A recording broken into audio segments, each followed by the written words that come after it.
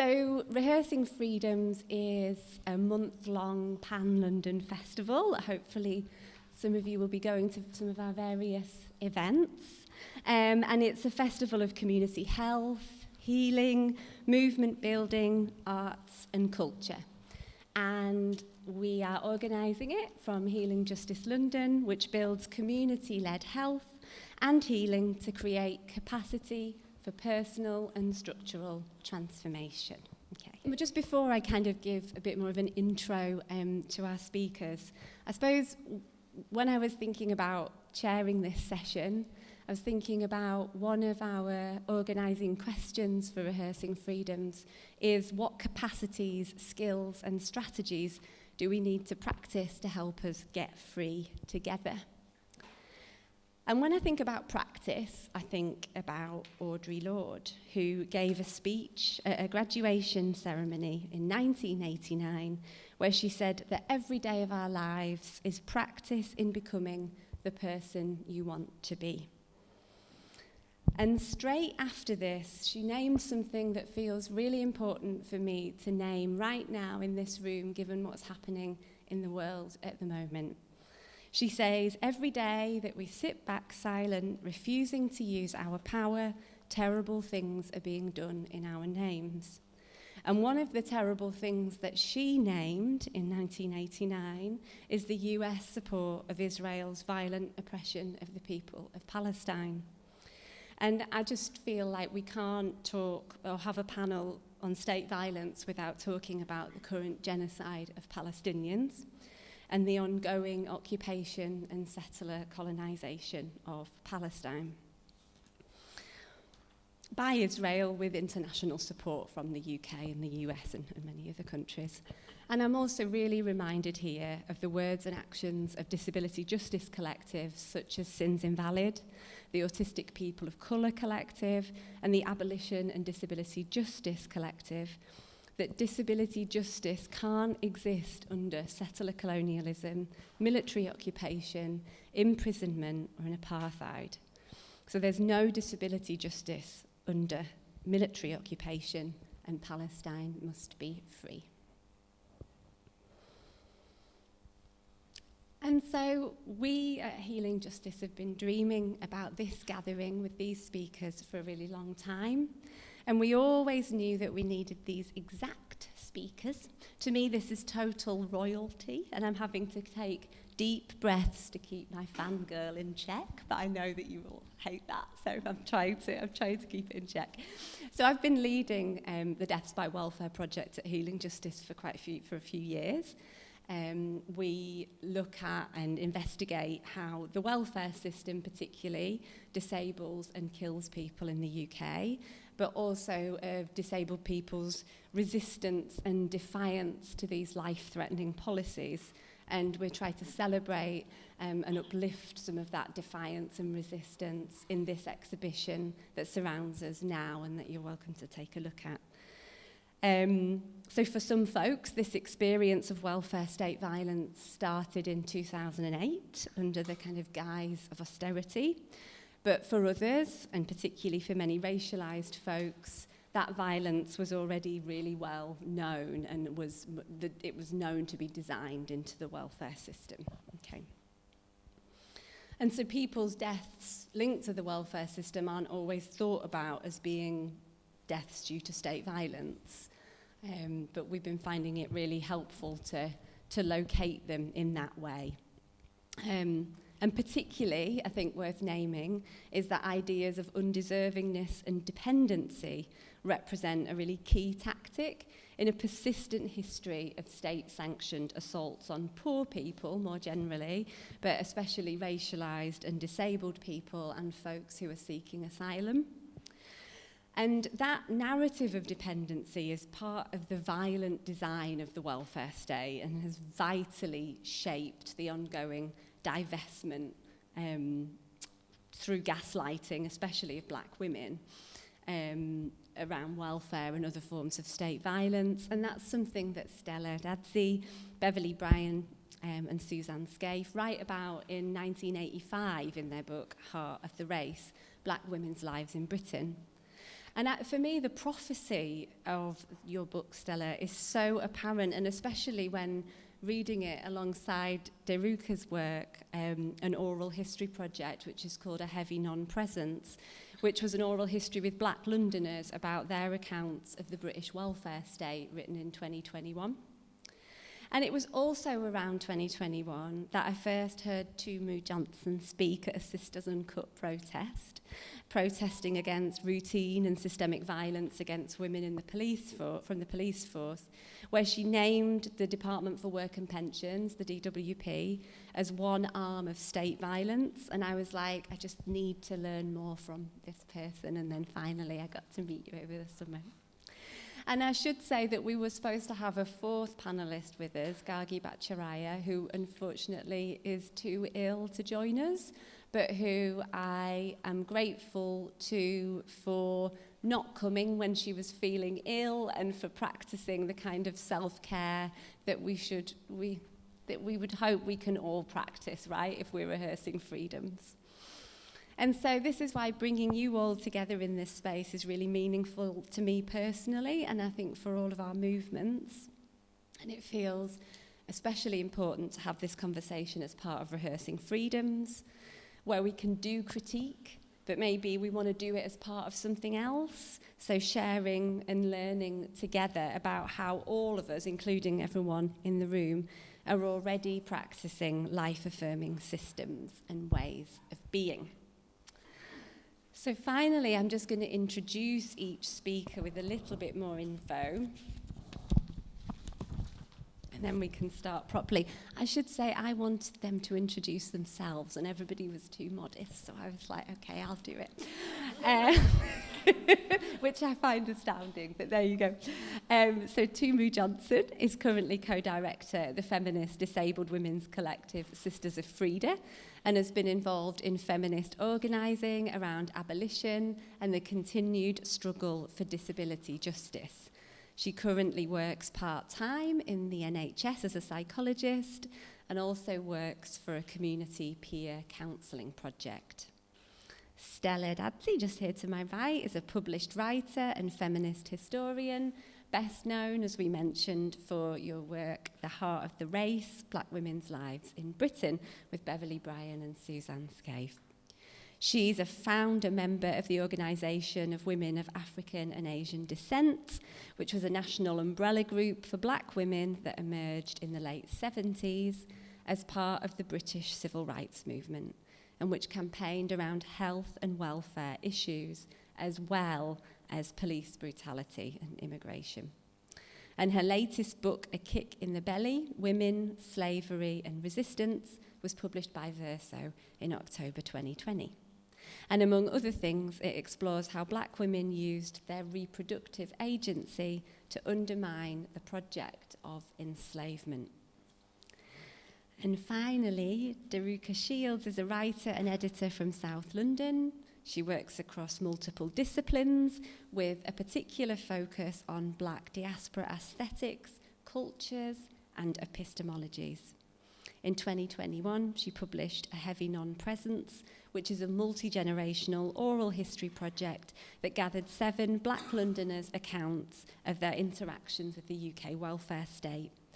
And the project was introduced by an essay analysing the co-development of the modern welfare state with measures to expel or instrumentalise black peoples.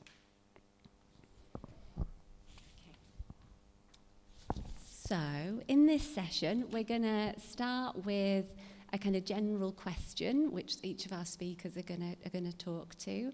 And then I asked each speaker if they would come up with a question they wanted me to ask them. So we'll do that next. We'll then have a 15-minute break, and then there'll be time to have a discussion with all of you and our speakers, perhaps ending on just some final thoughts from the speakers. Okay. So maybe I can go into that general first question. So each of you and your work have shaped our thinking in lots of different ways. And I do know this is a mega question, so feel free to speak to whatever part of it interests you. But we would love to hear your thoughts and reflections on thinking about the welfare state as a form of state violence, what that might mean for resistance, and possibly for creating new or nurturing existing cross-movement solidarities. I'm looking at you, Tumu. Okay, for sure. Thank you. Can you hear me? Okay, great. I wrote something because I'm having a huge pain flare-up, and so lots of medications, so I'm a bit absent-minded. So I wrote something, so I'm going to read. So when thinking about what to say today, I felt overwhelmed.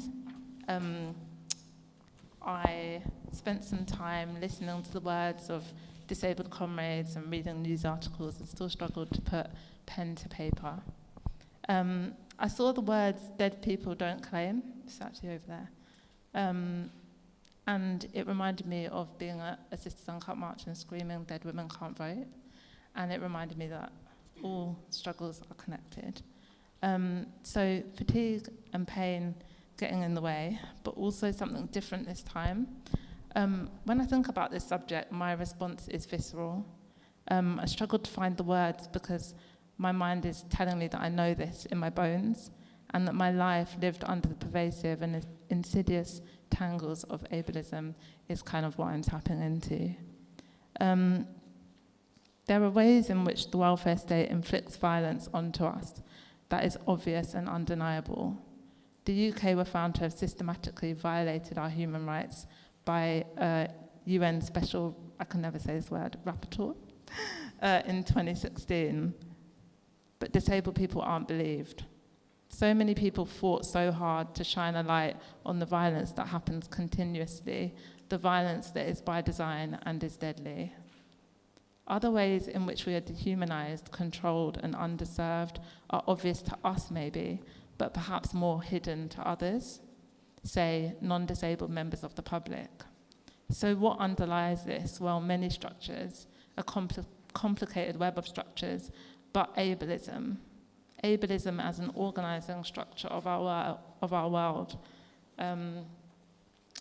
My friend Molly and I were writing something about disability justice together, and I thought I'd use a statement or a question that we spent many hours discussing. Disabled people find themselves at a very specific juncture with capitalism where we are asked, are we of any use? And if not, we ask, can we live? We are asked to prove over and over if we are deserving of what we need, sorted into deserving and undeserving recipients. It might be that we need financial support because we can't work in the ways that capitalism tells us we must, or it could be a PIP application, a deficit-based assessment that is interpreted as confirming whether or not we are in fact disabled enough. It is supposed to acknowledge and help with the thousands extra that it costs to be disabled in this world. And it's meant to be a tool that allows us access to other support. How devastating then, when after spilling out our most inner world, our biggest struggles, our information that is judged and stigmatized, how devastating to not be believed, to be left rejected and destitute. In other words, to be told, no, you cannot live. The themes that I think about over and over are control and the construct of independence. Independence is a myth, and a very useful one when trying to uphold ableism, but I hope to talk about this a bit more later on. We see a spectrum of control exerted by the welfare state. Appointments at the job centre with no leniency, dictating where you have to be and when. Social care provided in people's homes where they are given maybe 4 care visits a day. Restrictions on whether a carer is allowed to make you hot food. Rules on where we will be supported to go or not. Care schedules that dictate what time we go to bed and what time we can get up in the morning. Fear that if we are seen attending events or having fun, that will be reported and held against us. People who are not receiving adequate care become prisoners in their own homes. The same carcerality involved in placing disabled people into rigid care homes but this time concealed under our own roofs. The fact that if you receive a care package in one borough, it is not portable. You cannot move house or leave without risking the life-sustaining care that you might be receiving. I invite you to think for a moment what the knock-on effects of this might be.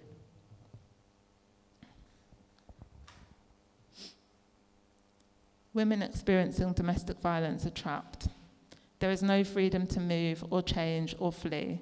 We cannot move for love, for education, to live with the people we want to live with. Control. Control of disabled people is present in all areas of the welfare state. The mental health system, which has a carceral logic at its core, and where oppression is institutionalized within its very walls, for example, where black people are incarcerated in mental health hospitals at a disproportionately higher rate than white people, where cultural beliefs are pathologized, and where the link between these institutions and other racist institutions, such as the police, is close-knit and intimate. How many times must we hear that a black person experiencing a crisis has been tasered by the police?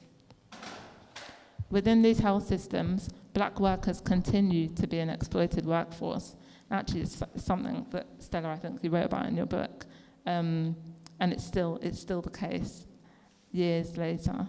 Their hours and labour holding up the NHS, and yet they continue to experience poor pay, unfair working conditions, and racism inside and outside the workplace. In London, many secure psychiatric wards are staffed by black staff. They are employed to carry out the most violent parts of the work. Sites of healthcare continue to be used as a tool to inflict violence. Only days ago, Rishi Sunak was calling for a ban on trans women on women's wards. The connections between the different sites of violence are compounding in nature. There is a repetition, a pattern, a relentlessness present which is designed to wear people down. We must make connections, and we must map and figure out the ecosystems of our movements, of our connections, where our struggles meet and where they don't. Elucidating it all so that even if we don't experience it, we know about it and we're not going to let it happen to anyone else. Wherever there is struggle, there is resistance. Everything we have won for ourselves. I think that's quite evident on the walls of this exhibition, actually. Resistance to me, in reference to the second part of the question, looks like, can you just put that a bit closer? I'm scared. Can you hear me? Okay, cool. Resistance to me looks like the demos and the banners and the lock-ons and the wheelchair blockades and the campaigns, the endless emails sent, meetings held, conversations had, thoughts shared, the sharing of knowledge from one disabled comrade to another. What I have learned, I have been taught with patience and generosity. It looks like the relationships that we build with each other, where we hold space for our own and each other's needs, where we relate in a different way and reject the idea that we are burdensome. It's deep listening to what others are experiencing and connecting with them in joint struggle. It's disabled folk bringing me food when I'm sick, and it's meeting lying down. Survival is also resistance. Sadly, not all folk have survived the violence of the welfare state, and holding them in spirit is so important. As many have said before, one death is too many.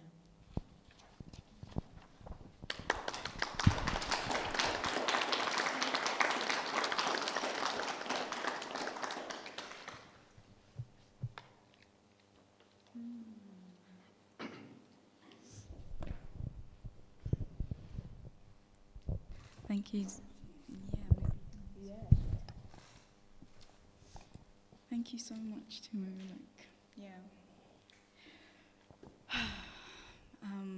Partly I want to just sit and absorb,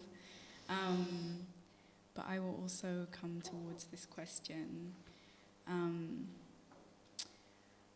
I guess one of the reasons that I found it important to join those who were naming welfare state violence as an extension of state violence was that I came back to the UK in 2017, And what I saw here among the people dear to me was really hard to see.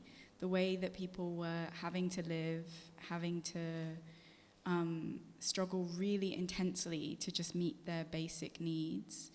The rate of evictions, people being unhoused, becoming unhoused, really violently. The processes everything had become, I guess, more widespread, right? Like, these were forms of suffering that I was familiar with, but that were broader. And at the same time, we were in, this aftermath. Well, we were in the uprising and the aftermath of the uprising. There was Black Lives Matter.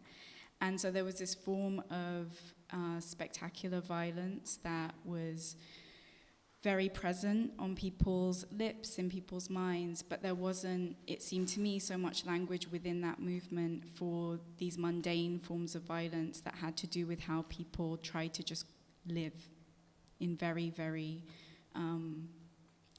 basic ways.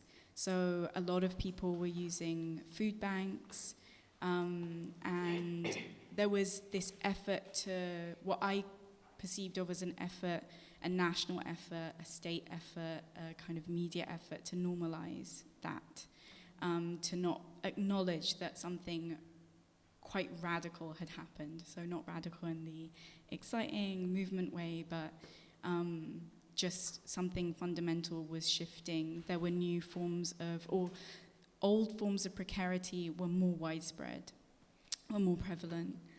And I really wanted to talk to people who were experiencing this about what they were dealing with, but also I felt like this effort to normalize what was happening was creating this kind of stultifying silence and this like really toxic internalization of a lot of the logics that were being normalized, right? So the idea that basically everything's your fault, this is a meritocracy, blah, blah, blah. We really know this language, I think. And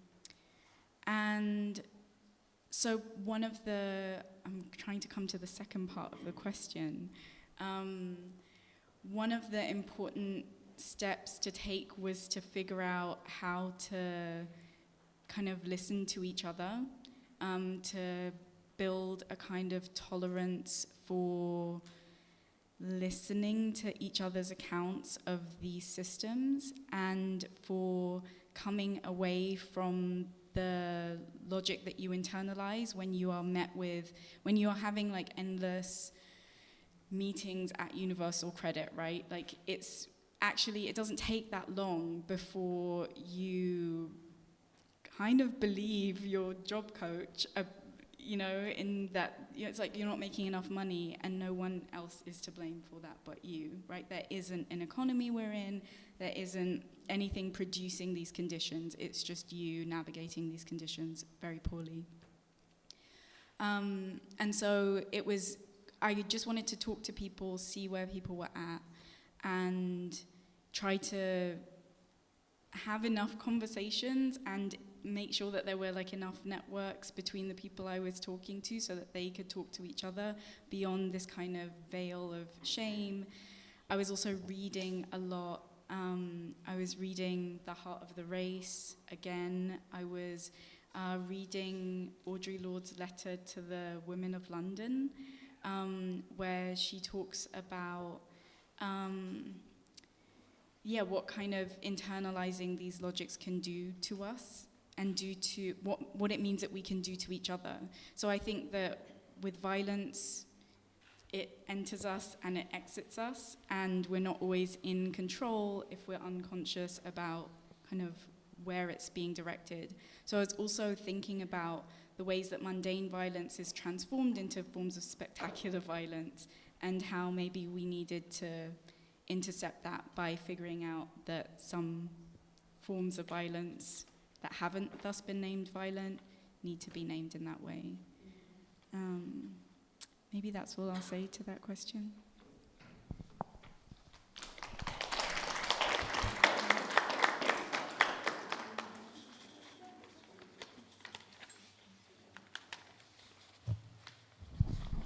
going to answer that, but you know, I can't really add to what you've both said. It is absolutely the case that our struggles are connected. It is absolutely the case that this predates 2010. And I was actually going to answer your question by reading a section from The Heart of the Race, but you've kind of summarised it so perfectly, I can't see the point. One of the things we did, or tried to do, was to link what happens to us to the economic system in which we live, so we understand that it is about capitalism, it is about our usefulness or otherwise to the money-making machine, and it is also the case that we are most powerful, at our most powerful, when we come together to resist. But anyway, ask me the first question and I'll elaborate. Thank you all so much. So now we're going to move into, as I mentioned, I asked each speaker what question would they like me to ask. And after each of you have answered, there'll be space for anyone else to chime in if you want to.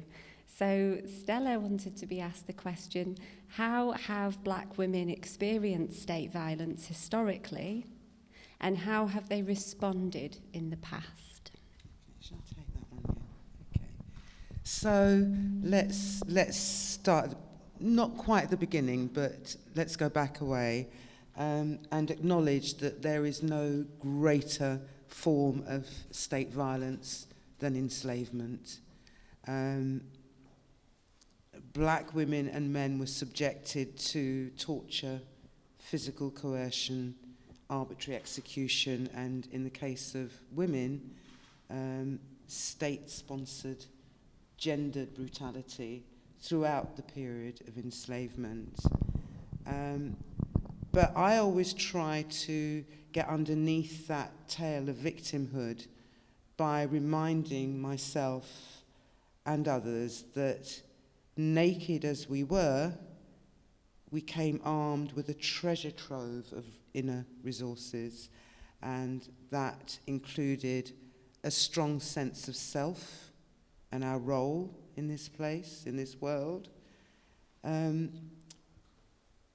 shared knowledge of the medicinal properties of plants and what's available to us in the natural world, and added to that, without idealizing it, because we could talk about the other side of the coin, but certainly if you think about some of the sheroes who we name from pre-colonial Africa, then we see a strong sense of uncompromising commitment to resist enslavement and resist oppression. So what you see emerging, even hundreds of years ago, is resistance that took the forms of both subtle responses and very overt responses. And I think we're still drawing on that resource to this very day. Everything from marriage, which was an attempt to be self-determined, to live a life that we ourselves had control over, setting fire to the plantations. I'm not going to advocate the modern version of that, but certainly we have some pretty fiery responses available to us now. And of course, efforts to escape, and a stubborn refusal to accept definitions of us. So I think when we think about black women and the legacy that we draw on, as I say, without romanticizing that, we already can begin to name some of the resources that we require nowadays, that are required nowadays, to begin to address some of the violence we're talking about. And I think I'd like to add that when it came to their own bodies, despite the limited agency that black women, enslaved black women, had access to,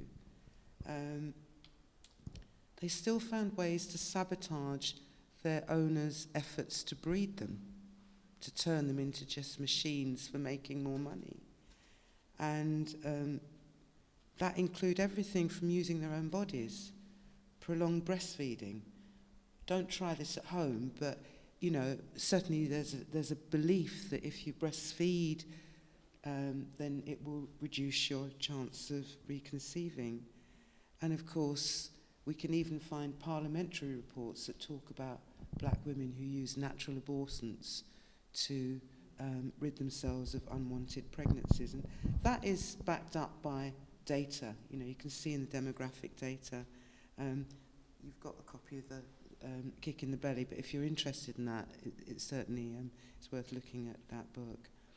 So all of that was in the distant past, and you might think, so what's all that got to do with now?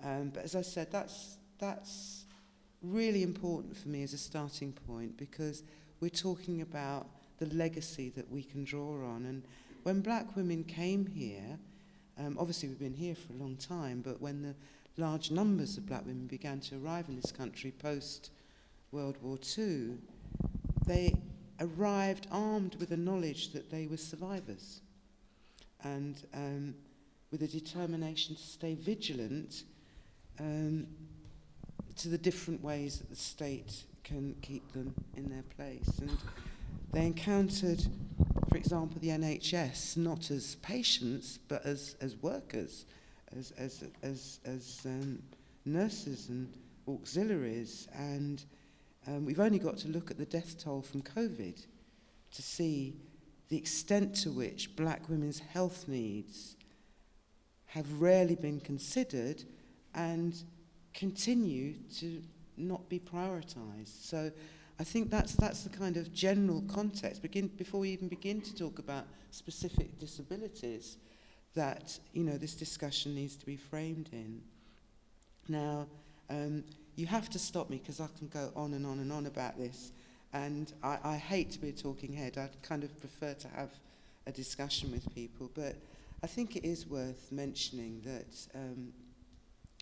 as China pointed out and as Tumu pointed out, the systems are linked, and when we begin to widen our lens and think about our encounters with the immigration service or encounters with the police or with the schools or with social services, then you really begin to get a sense of what that violence looks like and feels like, and its impact on people's personal lives, but also their families and their communities. And I think we said in the heart of the race that, good health is not just about an absence of sickness or disease. It's actually about the homes you live in, the working conditions you have to face, the hours you have to work, whether you're doing shift work, all of those things that feed into an experience of either well-being or alienation and neglect. So, we're not just talking about social deprivation, are we? We're talking about violence that is a very, very real lived experience for large numbers of people. And what alarms me, I think, when The Heart of the Race was republished, everybody said, rah, rah, rah, 35 years on and it's still relevant. Well, that's a double-edged sword, isn't it? It's still relevant, that's great, and it's great that it's informing a new generation of young feminists, but it's also quite depressing to think that every word in this book is as relevant today as it ever was. It's quite shocking. You take Thatcherism and all the stuff that went with that and look at now, and so little seems to have changed despite our activism. And I think that's something that we need to unpack, really, because it can feel very wearing. It can feel very 2 steps forward, 1 step back. Did I say that right? 2 steps forward, 1 step back. Because here we are battling again against the same old oppressions, and yet we're still confronted with it. And I suppose, I could say more, but I think I will finish this response by just saying that one of the things that motivates me, and I'm in my 70s now, so I have no intention of stopping this struggle until, I'm carried out in a box. But one of the things that gives me hope and strength is the knowledge that we have been through worse. You know, if we think about enslavement, if we think about some of the atrocities that have occurred over time, you know, through apartheid, through all kinds of historical events that I could name, the one thing that we do know is that we are still here, we're still standing, we're still organising, we're still coming together, we're still finding ways within ourselves and our communities to fight back, to stand up and say no. And I really think that is possibly the starting point to the answer to your question, really. You know, how do we begin to resist? Well, we're not beginning, are we? We just keep on keeping on. We find new ways of winning.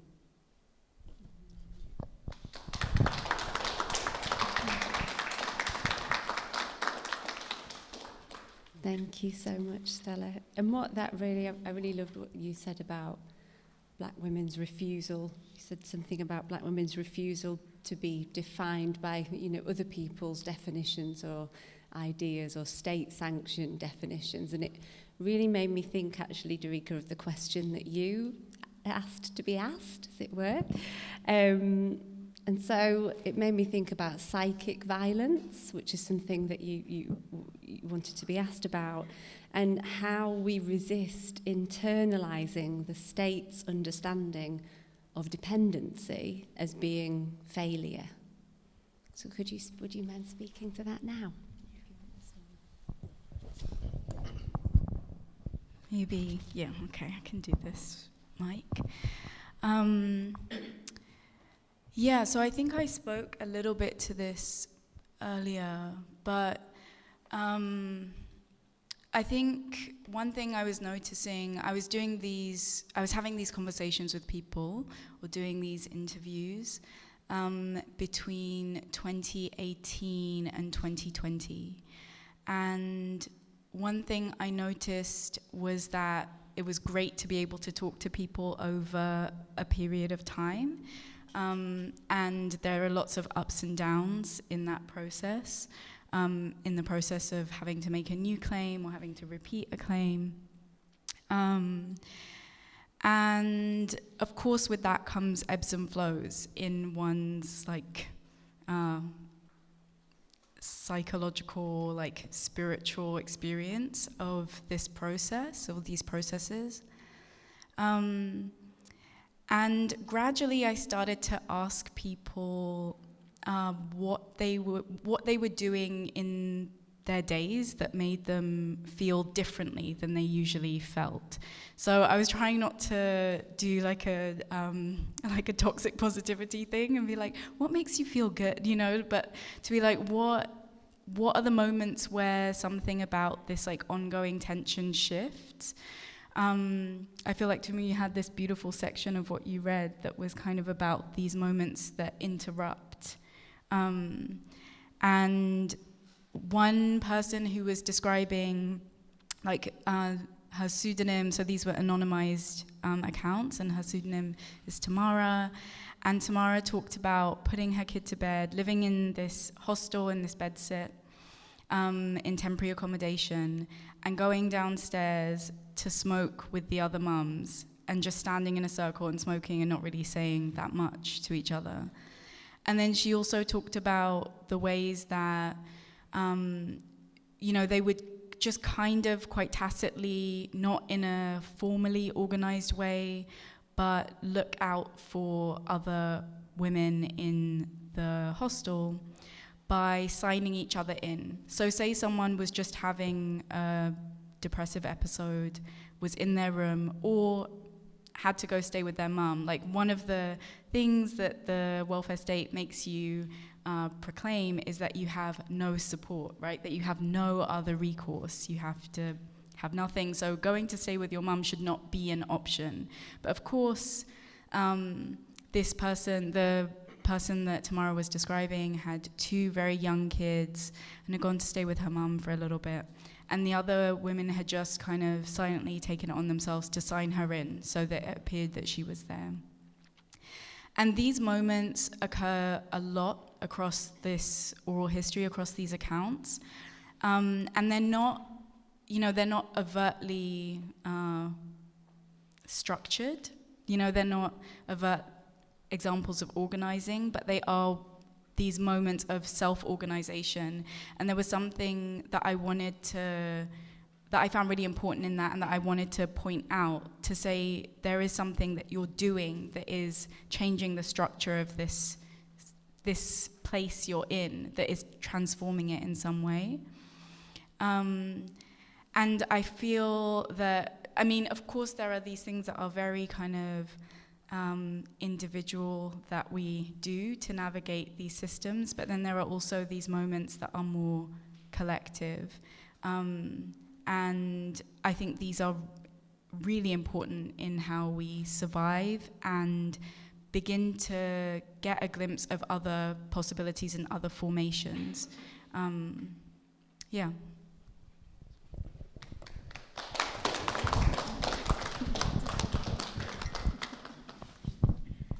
Thank you so much. And for me, that leads, I think, really well onto the question that you formulated to me, which is about disability justice. And I think the broader thing of ableism that you brought up when you were first talking around these kind of internalized toxic definitions and ideas of disabled folks as burdens, for example. So the question that we have for you is, how can disability justice as a framework help us understand and resist welfare state violence?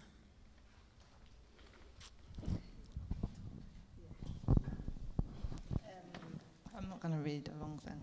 I've just got some notes now. So I thought I'd speak a little bit about the idea of interdependence. And the disability justice framework has 10 principles in it.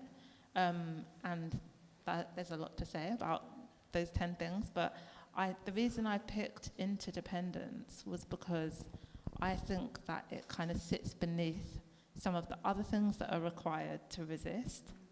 And so I've asked myself here, I've written independence is a myth, and how does that look in the welfare state? So in the welfare state, independence equals good, and independence is constructed in a way that they have kind of decided. So, for example, if you can go out to work and earn enough money not to receive anything from the state, that's independence, right? You're financially independent, and it's good.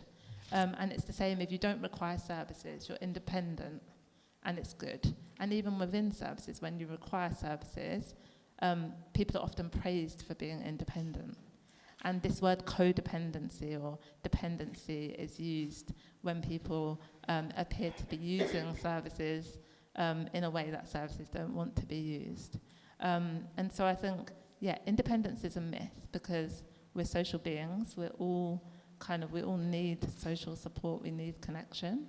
And actually, when we don't have that is when we see distress and sadness and despair, actually. So it's really weird to me that the independence is heralded in such a kind of, it's really reified. So disability justice calls for interdependence, which many of you probably know this, but I'm going to read out a definition. So it says, we meet each other's needs as we build towards liberation, knowing that state solutions inevitably extend to further control our lives. So it's the idea that we support each other in community, and that we connect with others, and we encourage that. We encourage leaning on each other. And so, the other aspects of disability justice, like sustainability, for example, to make sure that we're sustainable in this struggle, and like Stella says, that we keep going until we're carried out in a box, that's going to need interdependence. We're going to need to lean on each other, and so, I just think it's quite an important foundation. And I've forgotten now my own question. Can you? So I'm like, have I said everything that I wanted to say? I wanted to say that, I'm not, I guess there's, I think it's important to say that I believe in a public healthcare system that's free for all. Like I don't want this to kind of be misinterpreted that, you know, because I think there is a tension. Like I remember going to a meeting during COVID actually around mutual aid. And I remember like lots of like talking around like supporting each other, and some quite like specific like political ideas that's what we should be doing more of, and we should actually go towards that and that only. And I think that's quite easy to say when you're maybe not in a position whereby your impairment requires you to ask certain things of other people. So how easy would you find it to ask your neighbour to take you to the toilet? Because at the moment, no thanks, you know. But and how easy would it be to kind of be with our neighbours in our most vulnerable states? And so I think we need to work towards that. But I think it's naive to think that now in this moment that all people can access all their support in that way. Yeah, and yeah, I think that's all I'll say for now. Yeah.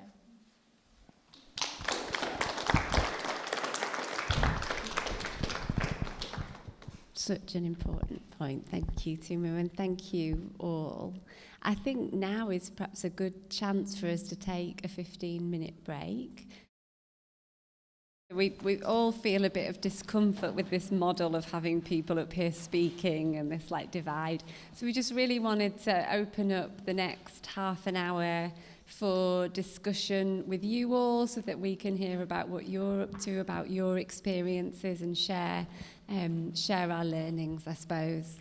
So we gave you a prompt. You may or may not have thought about it, that's fine, about what kinds of resistance or cross-movement solidarity, welfare, state violence opens up. So you're very welcome to ask us a bit more about that, or perhaps you've got questions for our speakers, but we would love to hear from you and invite any comments or questions.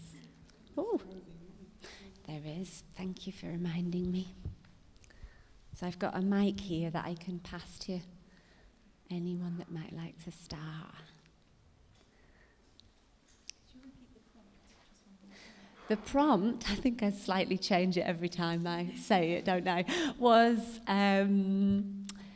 what kinds of resistance, defiance, cross-movement solidarity is opened up when we talk about welfare state violence or connected forms of state violence. But you might have other points that you would like to raise. I'm going to sit with my discomfort of silence and just invite you all to have a think. Yeah! Oh, thank you, Richard. Hello. It's a kind of half-formed question, I guess, but I was kind of wondering, I was thinking about what you said about sharing your personal details and your personal life with people, and I think, and what you were saying about absorbing that shame of like when you're on welfare and you're receiving benefits. And I guess in some ways I think opening that up is quite powerful, like knowing that other people around you are in that same boat. Like I remember being at work and feeling very much like, I don't know if I'm the only person here who's like financially struggling, but how do you get to a place where in those kind of daily spaces in our life where you are unsure what other people's circumstances are, we are having that kind of open conversation, I guess, and enabling each other to share about those things and be like, actually I'm really broke, so I can't contribute to like the work cake for whoever or whatever it is, because it feels really embarrassing. So yeah, I guess, I don't know if that makes sense. I'd like to hear your thoughts on that. Thank you.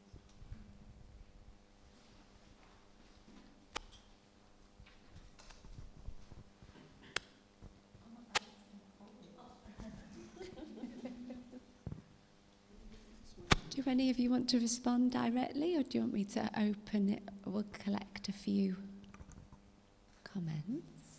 Okay, but great question. Let's hold that. Thank you so much. So there's someone here just at the back. Yeah, I think just responded. There's something about the way in which this whole system isolates people as well. So the fact that that can be done sort of structurally or ideologically, you know, the fact that you sort of feel shame, so it sort of becomes taboo to talk about these things. So thinking about sort of just creating a space where we can identify that that thing actually does deliberately separate people. How we go about that, it's just more that something that came to you, to me whilst you were saying that. And also my experience, and a lot of my friends' experience of either trying to get the right support, whether it be through welfare or through the medical system, and I've worked in there as well. It's a really perverse sort of situation. An example I was talking about with a friend at the weekend, she's been labelled treatment seeking. Treatment seeking. Now, these are services that are providing treatment. You seek, you go there looking for treatment.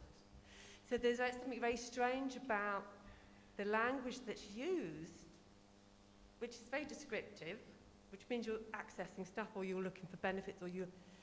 So I think, again, it's about having more of these conversations and thinking about the ideological sort of malaise that is in those environments that actually also capture a lot of the people working there. They don't even know that they're creating this other.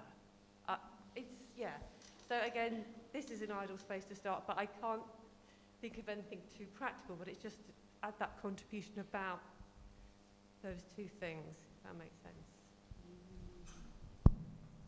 Yeah, thank you so much. Does anyone else have anything that they would like to speak to that, or any other points? Yeah, so we've got somebody just on the end here. Yeah, to your point, I was actually in a situation where there was like a collection for a leaving kind of thing for someone, and like stuff to buy them. And at the time, I was like struggling to afford to eat, and I mean, I don't know, like I guess not everyone would be comfortable with saying it, but I just said, look, I'd love to contribute to this plant pot, but I'd prefer to eat. And I was lucky that there was like supportive people in the organisation who were like, well, obviously your well-being is more important, but I don't know, just sometimes just like being frank about it can invite other people to also be frank about what they're going through. Oh, thank you so much for sharing that. Do you want to respond? Yeah, I was just thinking when you were talking that you're really talking about allyship, aren't you? You're talking about the importance of being mindful of others' situation and supporting them where you can. But in terms of your question, which was like, how do you negotiate spaces where you feel embarrassed? I think we have to overcome embarrassment and recognise that these circumstances are imposed on us rather than some reflection of individual fault, and have the courage to speak out and be honest about our circumstances. And you'd probably be surprised how much empathy and support that will generate, unless you're working with a bunch of, you know, insensitive people. I'm not going to say that. You know what I wanted to say. But yeah, you know, allyship, and I think that's a key term, isn't it, when we begin to think about forms of resistance. It doesn't have to be, you know, there's that old Jamaican saying, isn't there, who feels it knows it. But you don't necessarily have to feel it personally to be able to empathise with someone or to you know, have their back. Yeah, go ahead. I really like that question. I like the suggestion of, thank you, Stella, of putting it out there. I think it's something that I've also struggled with, just that thing of being like, I don't have it. And like a lot of the people I talk to, or many times in the conversations, we sort of band back and forth between this thing of like, I don't have it, and that's okay. And like, I don't have it, and actually that's also producing a lot of struggle in my life, which is also generating some shame in the interactions that I keep having to have, right? So one thing that has been really important for me is not pressuring myself to believe that I'm gonna fully one day get to the other side of this, but that being able to have access to people who maybe last week I was talking you down after your like appointment, your like universal credit appointment, but this week I need you to do that for me. And like, we're using the same language, it's all stuff that I know, but I need to hear it from someone else sometimes. And it's that thing of that you were saying to me of like, yeah, being able to, or encouraging ourselves, getting excited about even like leaning on each other. And sometimes you need to hear the very words that you could say to yourself from someone else. And so building that network also of people, if you are working with a bunch of who respond in a certain way, then you know you have your peoples who are gonna talk you down or up, whatever you need in that moment, to remind you that these things are structural, and that you are in a position, and we, in our dispossession or in our disenfranchisement, or however you want to term it, there's a function to that in this structure that we're living in, right? And so it's really important to kind of have ways to reorient yourself to that knowledge, even if it isn't something that you yourself individually can hold on to all the time. It's a knowledge that can be reaffirmed.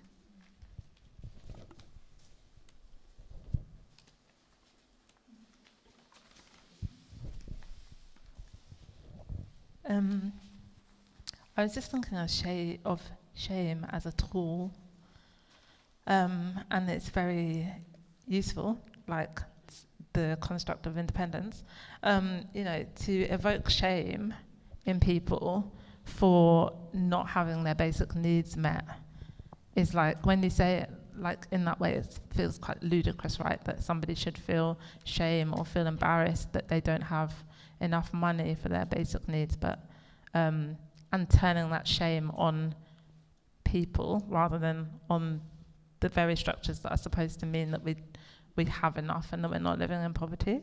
It's like a kind of flip of something. And it's the same, I think you mentioned that your friend had been labelled treatment seeking, like, and then to kind of, the connotation of that being a negative thing, and that perhaps that would then evoke shame in someone is like ludicrous. And so I think sometimes it's like seeing things for what they are as well, that like, it should be the powers that be that feel shame, not the people that can't afford to eat, basically. And you're making me think that doing this work, especially around deaths by welfare, has really made me conscious of like internalized ableism, especially around productivity. So I have got, and maybe some people can relate to this, a kind of inner critical voice which would be like totally abusive if I used it on other people, but I use it on myself, and it's very at its most critical about being productive. So while I will totally tell other people to rest and restore if that's what they need, or adapt to their kind of how they're going with time at that moment, I don't do that for myself, and can be really like quite demanding in that way on myself. And so trying to challenge some of that internalized narrative of productivity, which I think is so ableist and so tied to capitalism and all the things that we've talked about, is also part of the work. Because I'm like, if I'm doing that to myself, I must be reproducing that in some ways with other people. So I think that is also, just to go off what you said to me, part of that work for sure.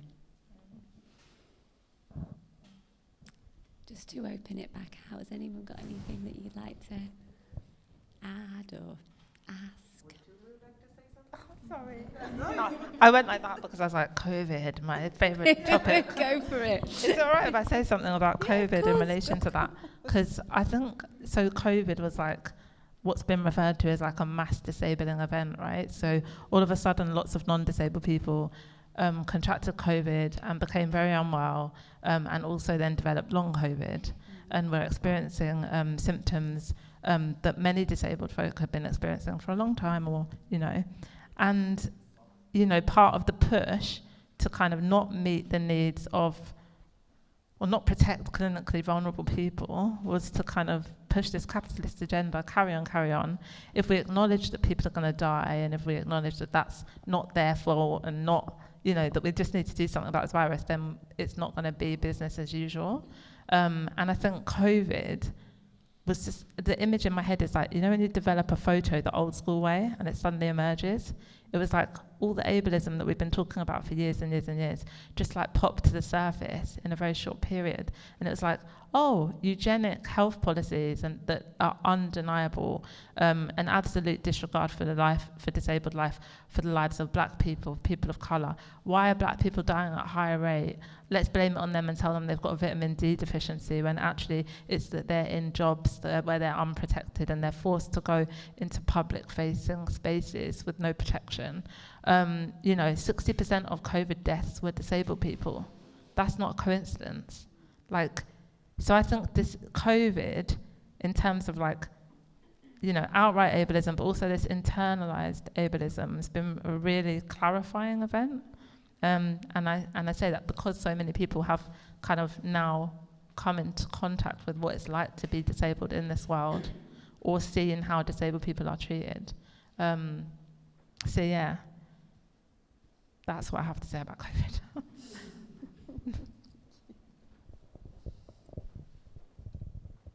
I was talking, actually, we had a launch last week, and I was talking to Paula Peters, who's the photographer and campaigner who's taken some of the photos that are over there, charting disabled people's protests since like 2012, I think.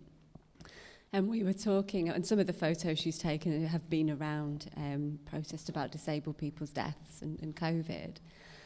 And we were talking about how COVID seemed like it could have been something that would have had solidarity there, like maybe not previously non-disabled people could have started to understand that disability justice is a sort of solidarity. Do you know what I mean? But do you think that's happened? Or like it's a moment that allows us to see the way state violence connects, I suppose, but I'm not sure if that has quite happened in the way that I would have hoped it might.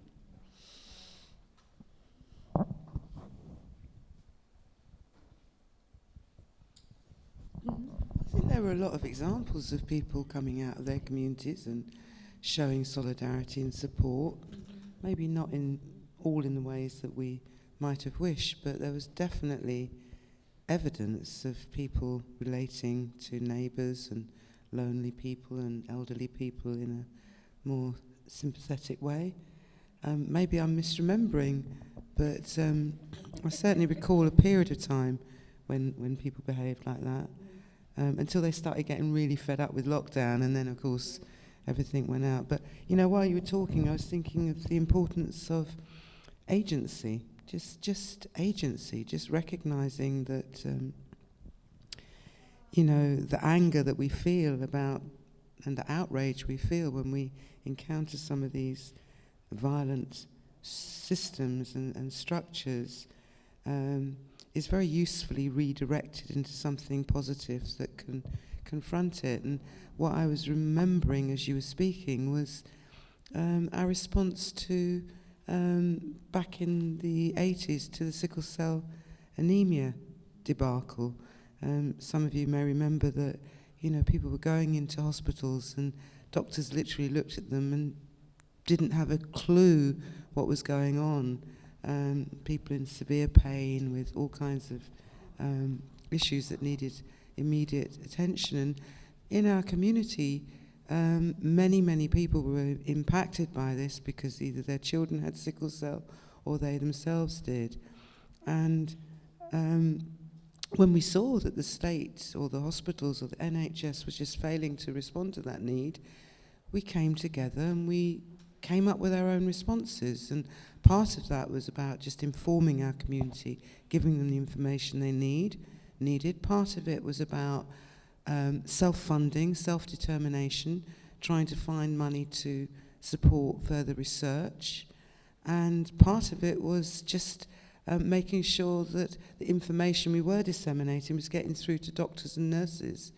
So to me, that was a good example of agency, and I can think of others like the campaign against Depo-Provera, which was another injustice where black and working class women were being given this injectable contraceptive that had all kinds of dubious side effects that were known but ignored.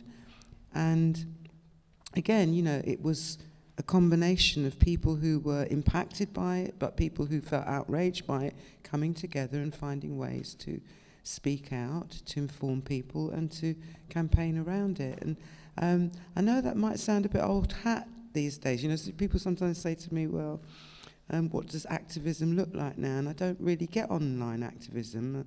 You know, when people say I'm an activist and they just sit behind their computers typing away, that doesn't really work for me. I like what happened on Saturday when tens and tens of thousands of people stepped out onto the street and said, nah, not in our name.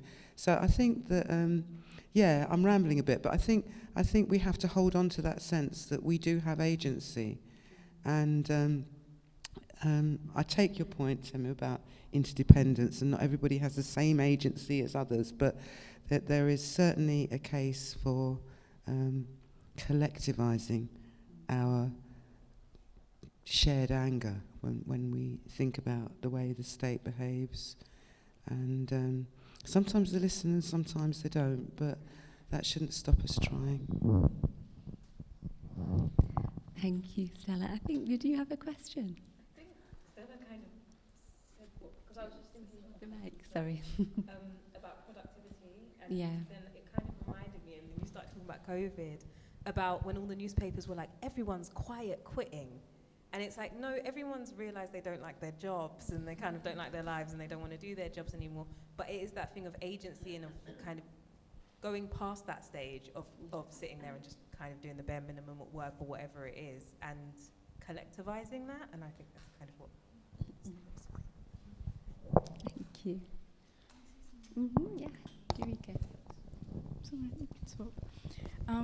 I think there's something interesting happening right now in terms of like how people are collectivizing and sharing information in around a lot of the figures that have been published around black people's mortality around birth and bad outcomes for newborns and parents, where like there's a lot of information being shared that is changing the way that people who go into hospital to have their babies interact with the medics they meet. But then there's also something interesting in thinking in like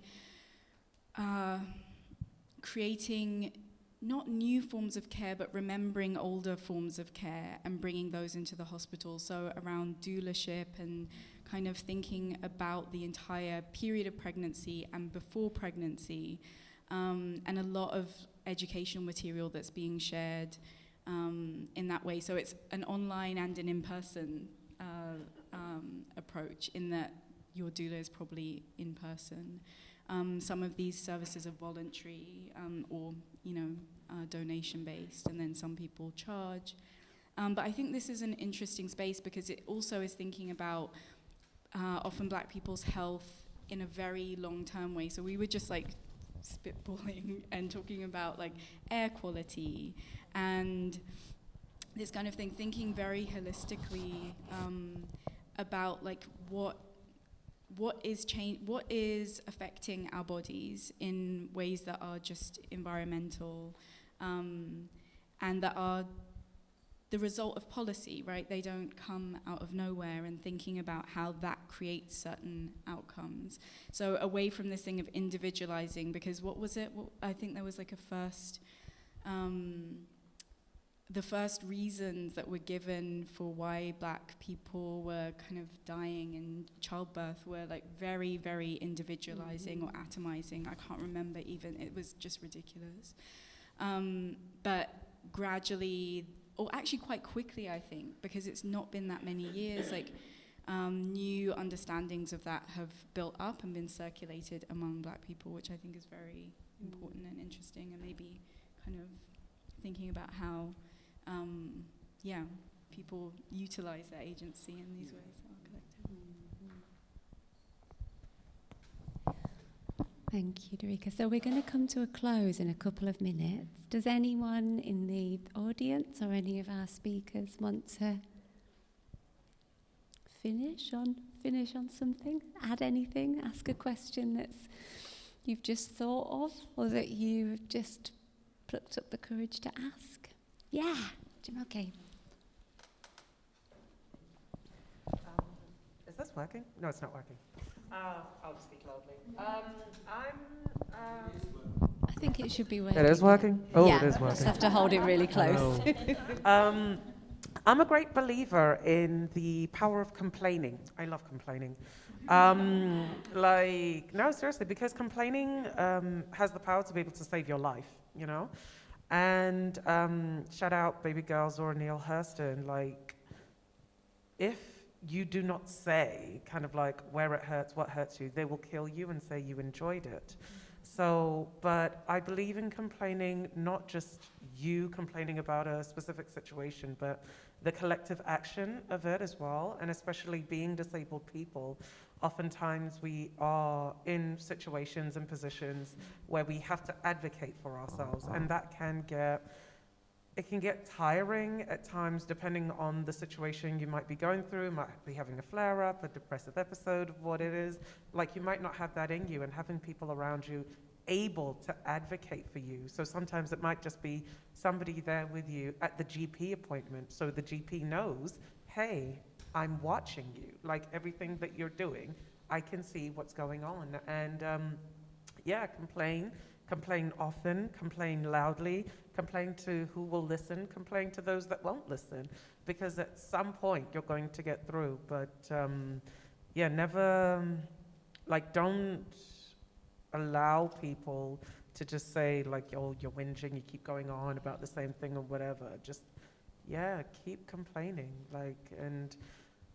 I love complaining. Like, it's so good. Like, even if I'm going to do it and I'll figure it out, I love complaining. Like, this is bullshit. I'm going to sit in it. I'm going to marinate in it. But, so complain. I think that's a great way to end, right?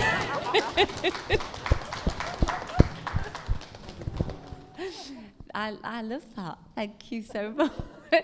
And I think that's a wonderful way to bring to a close this gathering. And just thank you so much to all of you and the folks online for being here, and take away a real message of the very different ways that resistance can look, right? And also that so much of this can be new, but may also be very old, and knowing those histories of resistance and those ways of that defiance, I guess, and how far that goes back is so important in terms of what we're doing. And the connections across those different forms of state violence came out really strongly.